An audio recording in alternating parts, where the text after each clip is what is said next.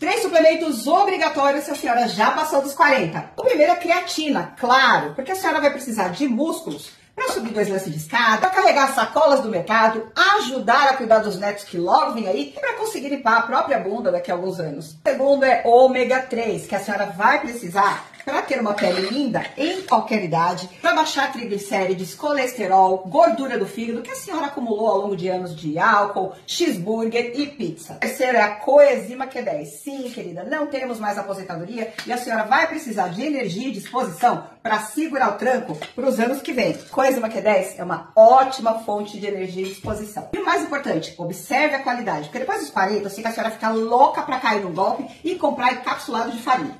Eu uso Doctor's First, que é o melhor em qualidade. E aproveite o Dia dos Namorados, que até dia 12/6, a Doctor's First inteira está com 20% de desconto e ainda aplica meu cupom.